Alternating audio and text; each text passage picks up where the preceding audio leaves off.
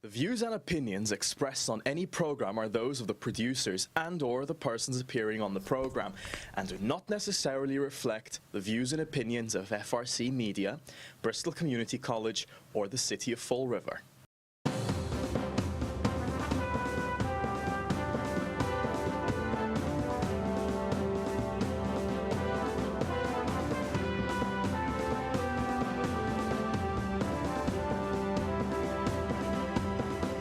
Well, hello. Welcome to Spindle City Straight Talk. I'm Chip. And I'm CJ. And it is Wednesday after a meeting. I can't even call them the council. What can we call them? The 7 members who gave the taxpayers and the citizens of Fall River the giant middle finger, both of them with their hands, both hands and both feet. It was actually 8 of them. It was actually 8 of them. Somebody said, I heard Brad Kilby wanted this to go to a debt exclusion. He didn't want this to go for the city council to decide it. They said he voted no. He voted no. He did vote no, so it was 7. I'm sorry. But he made it very clear why he was voting no. That it should not be left to 9 people to decide what happens to 90,000 people. I think I've heard that before somewhere. Mm-hmm. Maybe on this show? Maybe. Maybe. Well, you know, I have to, you know, we always try to give credit where credit is due. I haven't really been impressed with Bradford's performance over the last couple of terms. No. He has been poor at best, but he took a position, and maybe it was a position that he truly felt, I hope it was, not just for effect, because he knew it was going to carry, because politicians do that. You and I know that. Mm-hmm. We have had situations where politicians vote one way, and then they'll tell you, well, I know I shouldn't have voted that way, but it was going to pass anyway, and I had to do it because half of my district is liberal, or half of my district is conservative, but see, that's the hypocrisy of most politicians. But I think that's what last night's vote was. Again, similar to the original vote, I think last night's vote was because none of them wanted to look like they were against education. Now, Andrew Raposo, I can understand that. He's an educator. But the others, I couldn't understand. Because, I gave them the perfect out in my citizens' input. I said, I support overriding the veto, which I did, and I still do. I support overriding the veto. But I want you to refuse to accept Diman Project. This way, it automatically goes to the voters of the district without having a debt exclusion. So the voice of the voters would have been heard. It wouldn't have been a debt exclusion, and that would have been from Westport, Somerset, Swansea, and Fall River. Well, but they didn't want to do that because, again, they wanted to deny the people the right to choose. Listen, I have to disagree with that because I don't care what they want to appear to be. I don't care if all those harp seals that were there, and I'd like to see the tax returns on all those harp seals because I'm sure they make enough money where it doesn't matter. But the average people in Fall River who are going to be crippled by these 2 debt overrides, by these 2 additions to the budget in addition to the regular increases, it is a as I said, I don't care the appearance. Appearance be damned. You have an obligation, a constitutional obligation, to be answerable to the people and to represent the people. And part of the first, Section 4 clearly states that the people are the government. And they're giving you the privilege of representing them. But that means representing them. And as we said on this show, and as Bradford Kilby apparently articulated, when you have a number one, if you're in a budget crisis that we're in, structural deficits built in, and you have Durfee and Diman, you cannot allow 9 people, and it was 8 yesterday because unfortunately Michelle Dion could not make the meeting, and You cannot allow 8 people or 9 people or 11 people or 22 people determine the fate of over 90,000 people. And the 48,000 or 55,000 or whatever, it fluctuates, voters. But how about the taxpayers, the renters, the people who are here working? Maybe they're not citizens, but they're working. And they're living in apartments. It is inconceivable to me that these people don't have the common sense to say exactly what Brad Kilby said. I don't care if you come out and say, I am in favor. I'm in favor of capital punishment.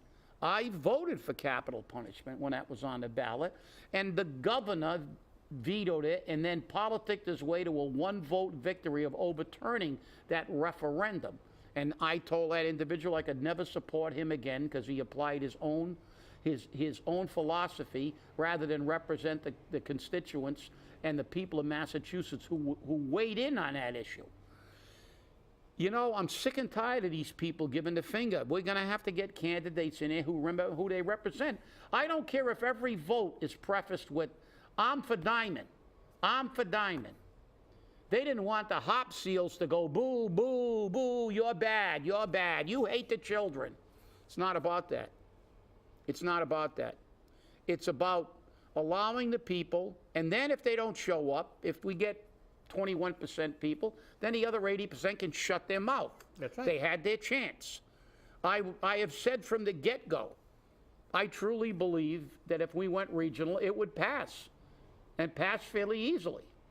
However, we went over the incomes of the surrounding communities, 90,000, 86,000, 84,000.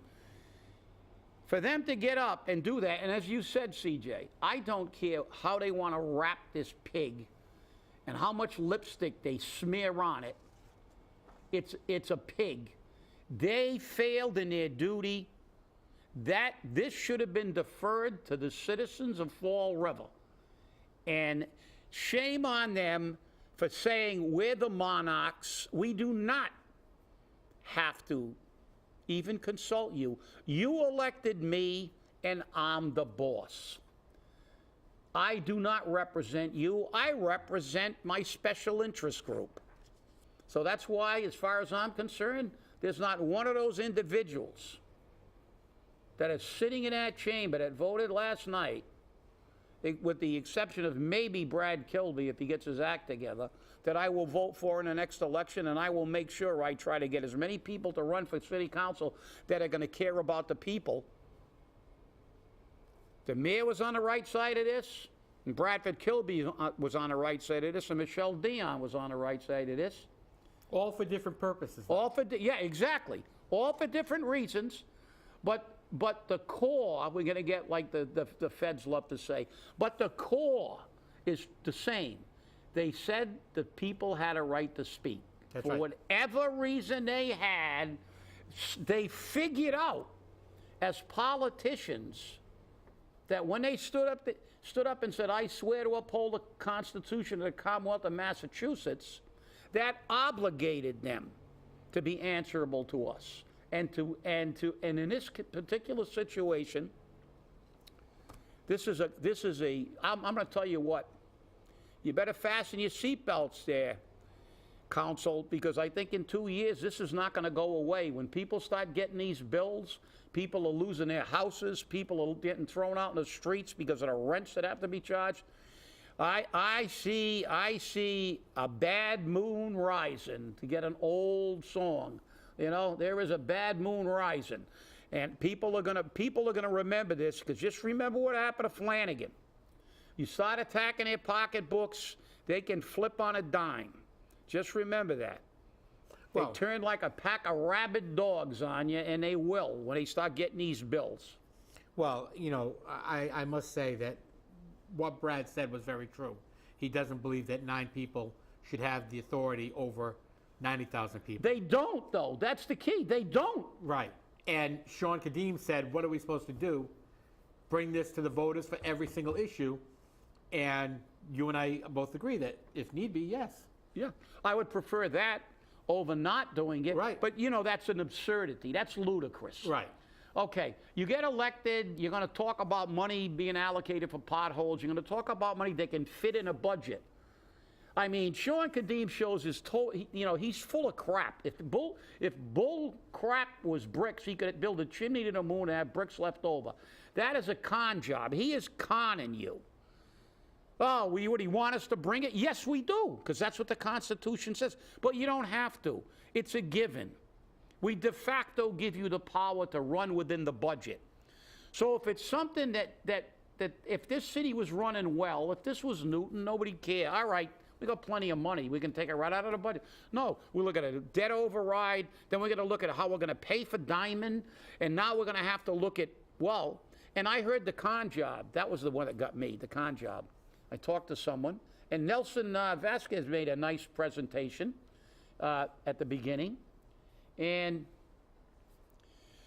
talking about the people should be able to, the truth is when the people speak, and he quoted Gandhi, the truth does not damage any cause that is just. That's what Gandhi said. So if the cause is just, it will prevail. But, you know, the con was, and you're going to remember this, CJ, this is why I'm bringing it up, because they used the same pile of crap on you every single election, every single time they want to ram debt down your throat, and you don't pay attention. Go back and look at the tapes. Every single time we talked about a debt override in 23, what did Paul Coogan say? Well, you know, by 23, we'll probably have debt paid off, we'll have this and that, and we'll have plenty of money. We probably won't even need to go to the debt override, which you and I know is absolute BS, because if you give the government sand, they're gonna use it. They spend all the money. You know that when we were dealing with this, that in 23, we were not going to be so well off that we could take it out of the budget, even though they admitted later on that they lied to us and it could have been taken out of the budget. But now we gave them the option, and of course they're going to pick your pocket again. And you fell for the con. And as a matter of fact, if you remember, if you listen to Mary Sahadi, she said that the debt exclusion that hasn't been put in place as of yet, they kept saying we're going to go to the debt exclusion, but she said the city budget is currently paying the debt service on the New Durfee. Yeah. Well, if we were able to pay the debt service on the New Durfee, how come we weren't able to continue paying the debt service on the New Durfee? Well, that's the one time Kadim was right. Yeah. He said we could get it out of the budget. But the con, they're saying the same thing today. I talked to somebody who was at the council meeting and said they went up to the city administrator and said, can we pay for this out of the budget? He said, and his answer was no. But then he realized, maybe I shouldn't have said that. Then he said, oh, yeah, but, you know, we're going to pay off some debt. We're going to do this and do that. We may be able to deal with it out of the... That's baloney. You know that's baloney. Yep. We've got structural deficits built into this budget. On top of these two bills, we've got opera money in the budget for 2 years that's going to disappear. There's another 2 structural holes in the budget. So if you believe that this city is going to take any action that will save enough money for us to not increase taxes and enforce debt overrides and all kinds of other things, you're crazy. Just look at the record over the last 30 years. It's nuts. How many times are you going to listen to this crap on every level? Now, it doesn't matter who it is. They got their con. Do you expect me to yeah, I do. That's what you're elected. You are by definition, Mr. Kadim, our substitute, not our monarch. You are our substitute. You are the people's agent, and you are answerable to us at all times.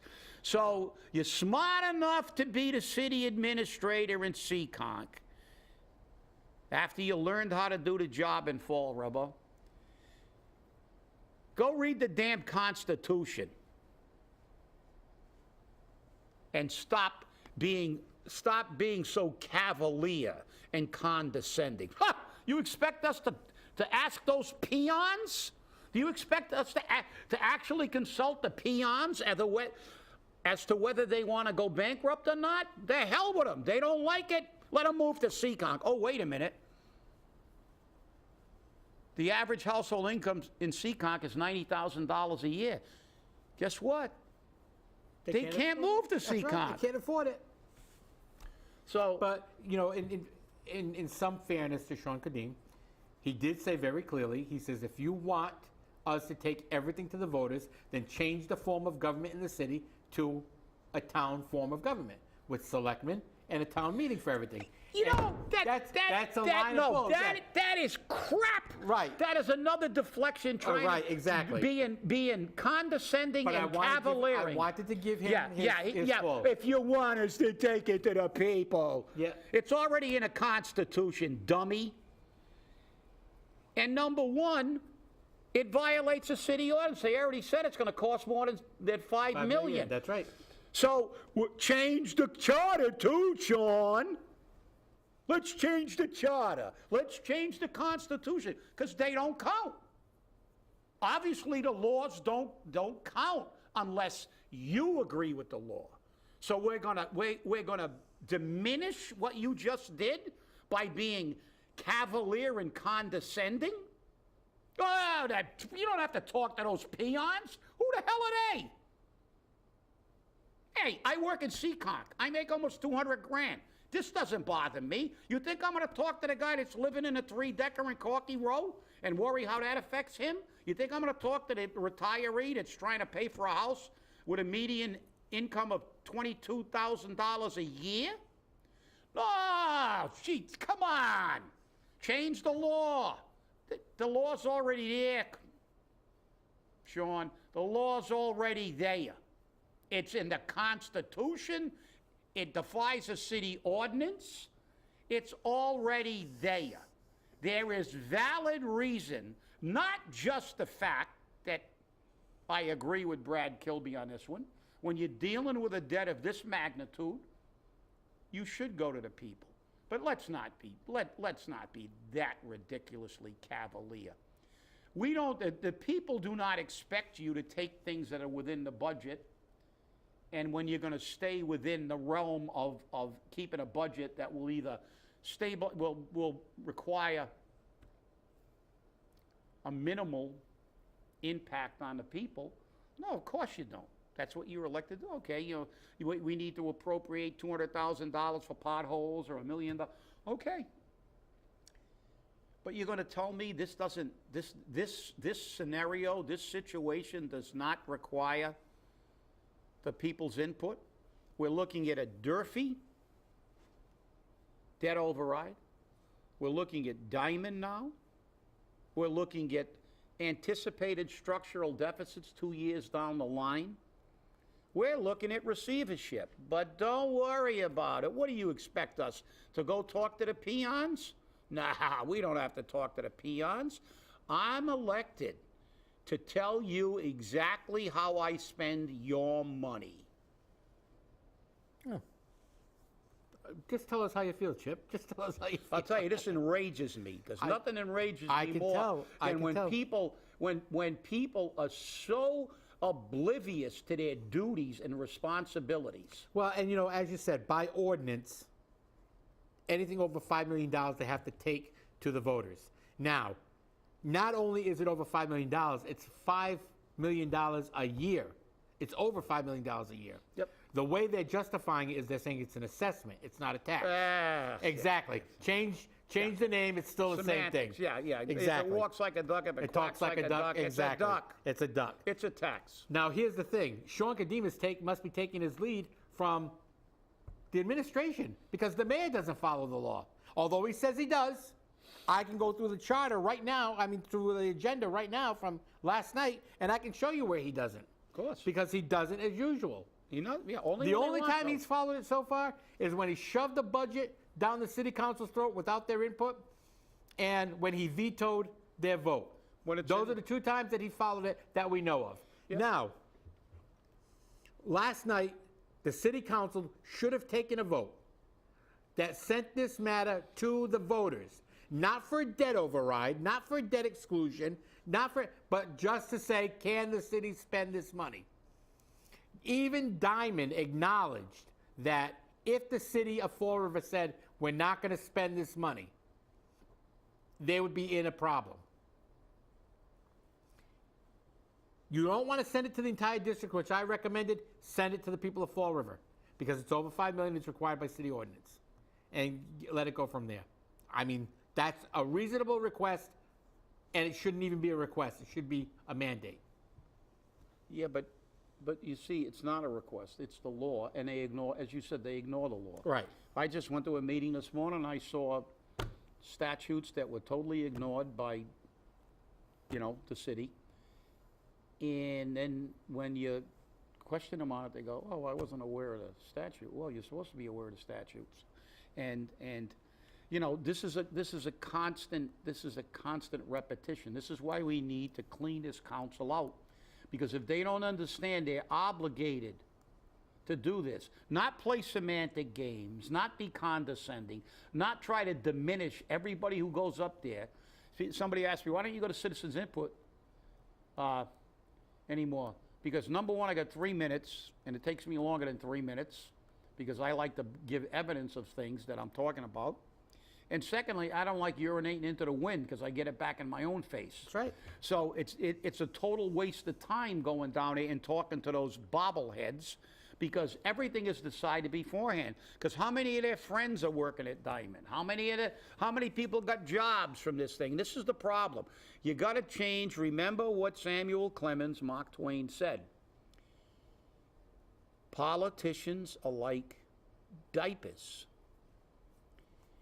And they should be changed often because, like diapers, they are full of crap. And that was one of the greatest truisms I have ever heard. These people, and what, like I said, look, what irritates me is their attitude. Look, like you said, you want to urinate on my head, don't try to convince me it's made. Don't belittle the people of Fall River by making, almost being like more than cavalier. Fundamentally, just dismissing them. And that is to me really, really, really upsetting because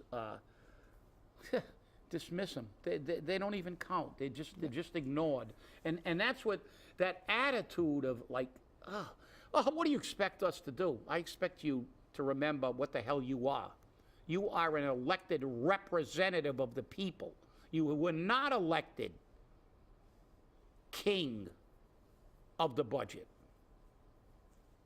True. And I was listening this morning to a former city councilor, long-term city councilor, who is also a department head in Fall River. And he said that, yes, this money can come out of the budget. He says, but you have to have a conservative administration and a conservative city council who are willing to make the cuts. Because if they make a 2 or 3% cut in their budget, they will have the money to pay for Diman.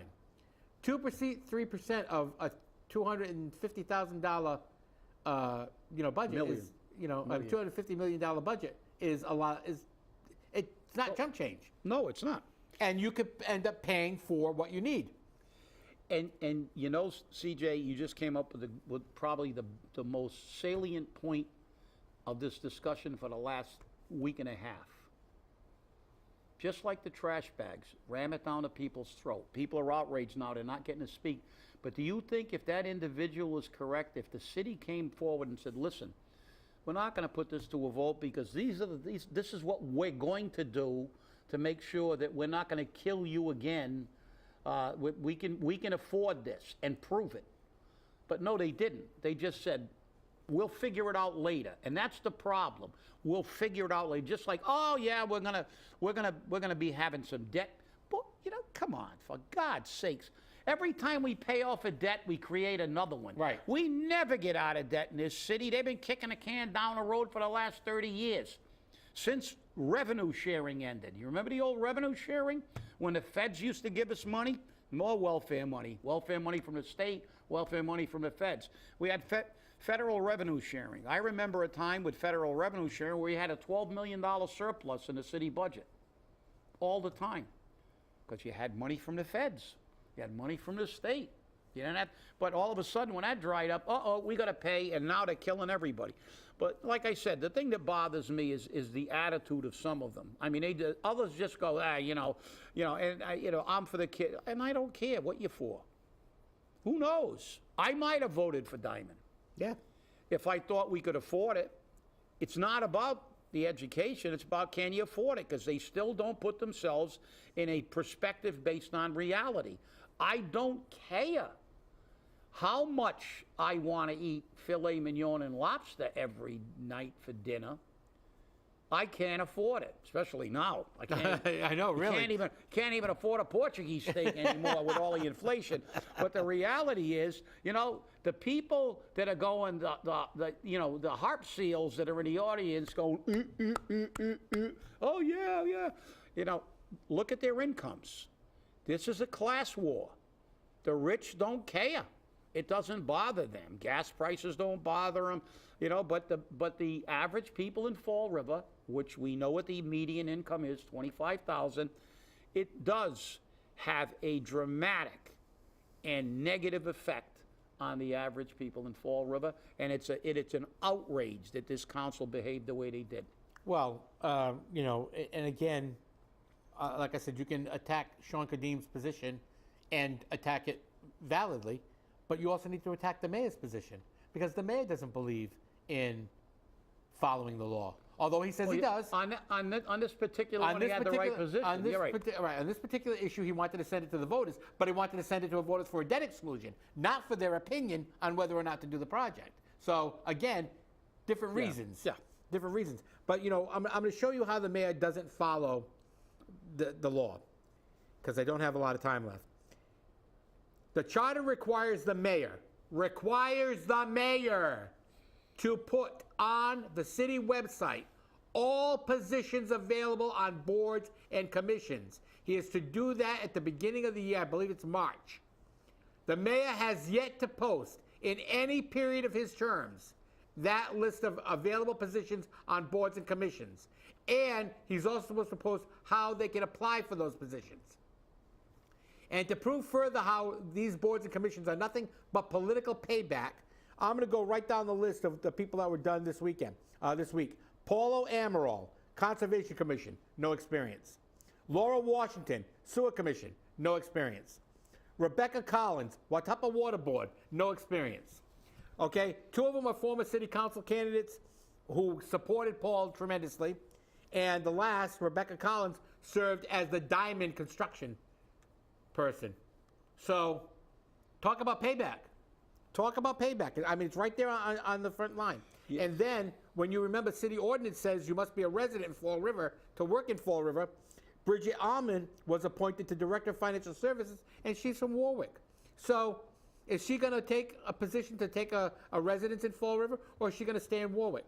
And the city council ignored that after I brought it to their attention. So this tells you that the city council doesn't say anything. This is why citizens' input gets to be frustrating. That's right. Because you're not listened to. Yes. You're not listened to.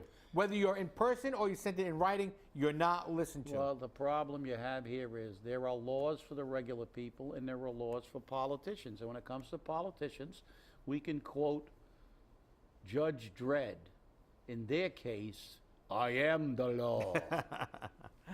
Well, I want to thank you all for watching. It's always a pleasure to be in your home. Listen to what we've said and check it out for yourself. Because believe me, when you start doing the research, you'll be just as infuriated as we are.